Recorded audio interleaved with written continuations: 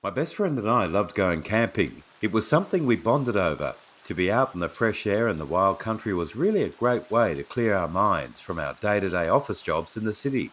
We packed our bags one rainy day and were going camping in a very rugged area about 3 hours out of the city. The trip to the campsite was quite relaxing with no heavy traffic along the way. We got to the area in record time and parked the car in the start of the forest line. It was a dark, dense forest with no sign of human interaction at all. Large, thick trees sit closely together, with thick branches hanging low, not leaving a lot of room for anyone to venture through. There was no man-made path either. This was an untouched piece of nature we just couldn't wait to explore. We put on our backpacks and headed into the forest, pushing branches away from our faces and moving slowly through the thick vegetation. About an hour after some very hard work, we'd stopped in a clearing and placed down our bags and put up the tent to make camp for the night. Night came very fast and the forest became dark and cold. I lit a fire surrounding the campsite with a glowing light that lit up the surrounding forest line. I couldn't shake a feeling, though, that something was off. I kept my eyes focused on the forest line. I couldn't see past the trees, but I could see that something was out there. A woman appeared from the trees through the flickering glow of the fire. She was tall, very skinny, with torn and tattered clothes on. Her hair was thin and long with missing patches on the front. She walked slowly towards us, limping and dragging a foot behind her through the small rocks on the ground. "Who are you?" my friend said. No answer. My friend got up and, being the large guy he is, wasn't scared of anything. We walked close and he put his arm out in a stopping motion and said, "Don't come any closer." The woman's face was odd. It had no expression. Her eyes were bloodshot and moving frantically in all directions. She had blood dripping from her mouth and skin torn and peeling away. Her intestines were hanging from her stomach, dragging across the ground next to her foot, leaving a trail behind her. The flesh on her cheeks rotting and falling towards her neck. She shouldn't be alive. No way should she be alive in this state. She should be dead. She lunged at my friend, her sharp, broken teeth biting deep into his hand. He screamed in pain as the woman bit off a chunk out of the side of his hand. Grabbing his hand close, he realized she actually bit off one of his fingers. Blood fell onto the fire, making a loud, sizzling sound. She groaned as her eyes rolled back, teeth grinding and mouth twitching and chewing, pieces of flesh falling from her mouth onto the rocky grounds. I grabbed the nearby hammer we used to pitch the tents and struck her across the head. I could hear the crack of the hammer against her skull as the blood shot through the air and struck the tent. She fell instantly to the ground, giving us time to flee. We grabbed our torches and ran into the forest and kept running as far as we could, not caring what was ahead, only worrying if she was following us. About an hour had passed, and we were so exhausted. We got into the car and called the police. They eventually arrived and started a search of the forest. When they'd gotten back to us, they told us they found the campsite, but no woman, only a blood-smothered fire pit and a blood-soaked trail leading into the forest. To this day, this hasn't stopped us from camping. What happened does make me wonder, though. Who was she? What was she? All I know is she was hungry, and I know what she was hungry for. I perform in an after-school drama class. Once school has ended, I make my way down to the large performing arts shed located down the road and attend my acting classes. At the time this happened, I was attending rehearsals for a performance based around the classic play, The Rocky Horror Picture Show. One night, when rehearsals went a little later than planned, we finished up around 7:30. I lived about a 15-minute walk from the Performing Arts Centre, so usually just walked home afterwards instead of catching a bus. I usually follow the same route home, which includes a shortcut I take through our local cemetery. The cemetery in my town is quite old and has a number of very large statues alongside the moss-covered gravestones. I don't scare easily and really wouldn't think twice about walking through a cemetery, so even though it was dark outside, I still followed my usual path home. I had reached the cemetery gates and stepped inside.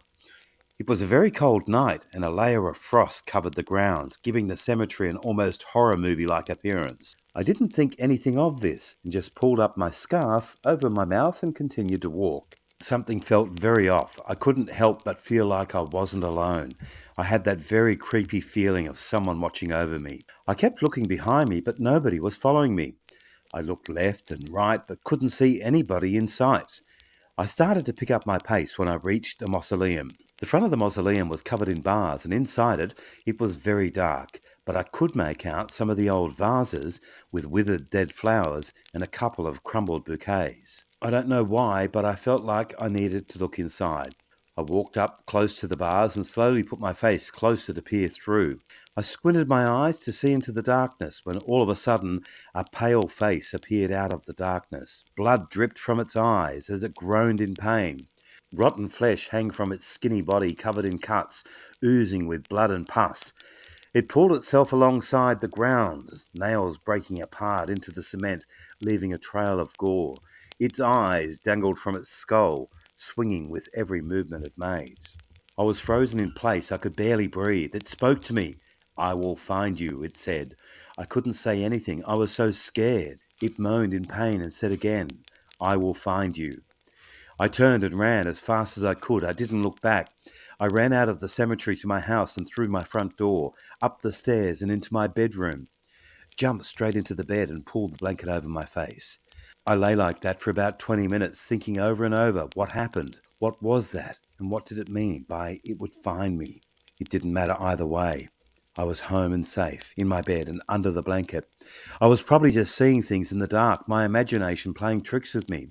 Then all of a sudden I heard it, a long, deep groan, and then, "I found you." It was coming from under my bed. I looked to the side of the bed to see blood flowing in pools from under the mattress. I jumped straight out of bed and ran for the door. It grabbed my foot, dragging its nails into my skin, tearing into my flesh. It started to claw at my leg, pulling away skin as I screamed in pain, clawing its way up my leg, moving further up towards my face. I kicked my foot into its face, removing a piece of rotting flesh from the side of its face. A piece of brain squished against my foot, landing onto the floor, making the creature release me. Free from its grip, I headed to the door. I met my parents on the staircase and waited for them to navigate my room. After 2 minutes or so, they came back and told me nothing was in the room. I couldn't believe it. I was so shaken and scared. They saw my wounds and called the police and ambulance. I haven't seen it since, and I still don't know what it was. I never took that path again through the cemetery, and I hope that it never finds me again. Eeny, meeny, miny, mo. My friend Stephen's pointed finger moved side to side between the three of us as he sung the rhyme. The wind howled outside, echoing in the heavy rainpour as the windows shook. This was a classic dark and stormy night.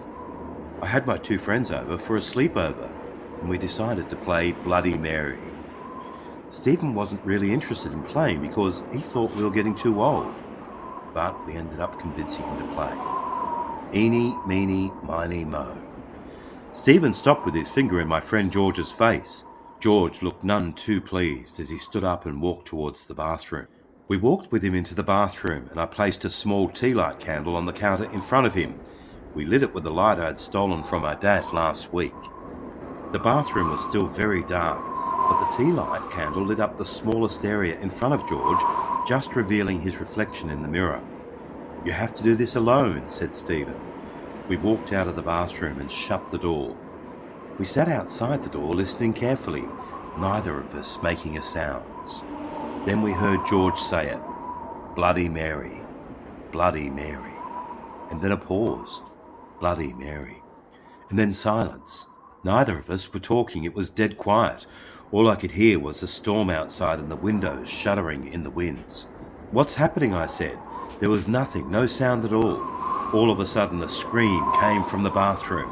I knew straight away this was no joke. That scream, it was blood-curdling. I pushed open the door as quickly as I could, sending it smashing into the wall behind us. A woman looked from the mirror. She wasn't normal. She looked like a corpse. Eyes white with small black pupils staring forward. Seeping blood from her eyes and mouth, dripping down a bony face, covered in hanging rotten green and black flesh. A large cheek-to-cheek smile, bearing broken and black teeth, pasted across her face. The room smelled of rot and was so overpowering, I put my arm across my nose. She had long, fine, white hair flying back, almost like it was caught in the wind. She was laughing, smiling with outstretched bony hands, clawing at George's eyes with her long, sharp nails. Blood was everywhere, as she was digging into his eyes, her nails digging deeper as blood pooled onto the floor. We couldn't believe what we were seeing. This is just a game, it can't be real. George lay on the floor screaming as she grabbed his feet from the mirror. She dug her nails deep into his feet like a hook and dragged him closer. We ran to grab his hands to pull him to safety, but it was too late. She dragged George into the mirror, screaming, leaving a blood-smearing trail in his place. Suddenly the candle went out. The room was pitch black. Stephen ran and switched on the light. The bathroom showed no sign of what just happened. No blood, no nothing. We sat back against the wall in disbelief. The blood had drained out of Stephen's and my face as we stared forward at the mirror. What did we just see? Was it her? Bloody Mary. We never saw George again. The police think he ran away, but we know exactly what happened. She took him with her that night, bloody and screaming. For those of you who ever want to play this game, please don't. Just remember she's in there, waiting for you to say her name. Bloody Mary.